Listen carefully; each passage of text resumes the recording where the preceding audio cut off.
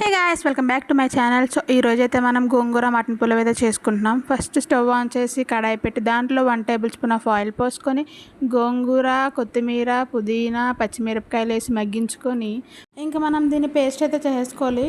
కొంచెం పేస్ట్లో సాల్ట్ వేసుకుంటే గోంగూర పుల్లగా ఉంటుంది కదా, కొంచెం పులుపు తగ్గుద్ది. అదొకటి మేము తీసుకున్న గోంగూర చాలా అంటే చాలా పుల్లగా ఉంది. ఇంకా మనం బిర్యానీ కావాల్సిన హోల్ బిర్యానీ మసాలా అయితే తీసుకోవాలి. ఇంకా నెక్స్ట్ నేను పెద్ద ఆనియన్ ఎందుకు తీసుకున్నాను, చిన్న ఆనియన్స్ కూడా వేసుకోవచ్చు. నా దగ్గర లేవు కాబట్టి నేను వేసుకున్నా, ఇవి కూడా బాగుంటాయి. ఇంకా మనం పచ్చిమిర్చి, టమాటో, ఆనియన్స్, ఇందాక మనం రెడీ చేసి పెట్టుకున్న పేస్ట్, ఇంకా నేను మటన్ ఇక్కడ మ్యారినేట్ చేసి పెట్టుకున్నా. ఉప్పు, కారం, పసుపు, పెరుగు, అల్లం వెల్లుల్లి పేస్ట్ వేసి ఫ్రిడ్జ్లో పెట్టేసి ఒక 1/2 అవర్.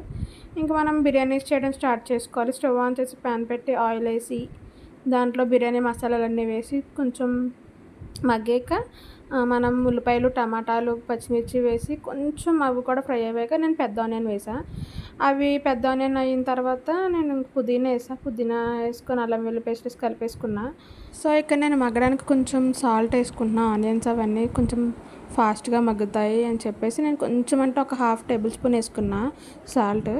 సో ఇంకా ఇక్కడ నేను మటన్ అయితే వేసేస్తున్నా. నేను మటన్ని ఒక 80% వరకు కుక్ అయితే చేసేసుకున్నా. నేను కుక్ చేసుకున్నదంతా దీంట్లో షిఫ్ట్ చేసుకుంటున్నాను. షిఫ్ట్ చేసుకున్న తర్వాత కలుపుతున్నాను. నేను కలపట్లే, మా వారు కలుపుతున్నారు. అక్కడ నేను వీడియో తీస్తున్నానని చెప్పి కలపమంటే వచ్చి కలుపుతున్నారు. చూసారు కదా ఎలా కలుపుతున్నారో, మొత్తం గిరగిరా తిప్పేస్తున్నారు. ఇంకా అక్కడ మటన్ అయితే మనకు ఒక 5 to 10 minutes అయితే కుక్ అవ్వాలి.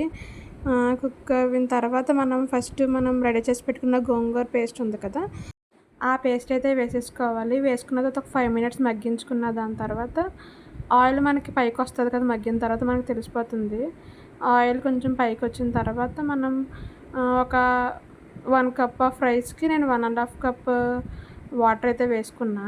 వాటర్ వేసుకున్న దాని తర్వాత మనం కొత్తిమీర కానీ పుదీనా కానీ వేసుకోవచ్చు. అప్పుడు మనకు కొంచెం వాటర్ బాయిల్ అయిన తర్వాత నేను ఇక్కడ రైస్ అయితే వేసేసుకుంటున్నాను. నేను రైస్ వేసేసాక నేను సాల్ట్ కూడా చూసుకున్నా. సాల్ట్ సరిపోయిందా లేదా చూసుకొని ఇంకా కలిపేసుకొని మూత అయితే పెట్టేసా పైన. మనకి రైస్ ఒక 40 to 50% ఉడికిన తర్వాత నేను పైన కొత్తిమీర, పుదీనా, జీడిపప్పు అయితే వేయలేదు, మనం ఎక్స్ట్రాగా వేసుకోవచ్చు అంటే వేసుకోవచ్చు. ఇంకా నేను కొత్తిమీర వేసేసుకున్న దాని తర్వాత కింద నేను అట్ల పెనం అంటారు కదా, అట్ల రేకు అంటారు, అదైతే పెట్టుకున్న అడుగు పట్టకుండా ఉంటుందని చెప్పి. బిర్యానీ అయితే చాలా బాగా వచ్చింది. లాస్ట్లో మా వారు చెప్తారు చూడండి.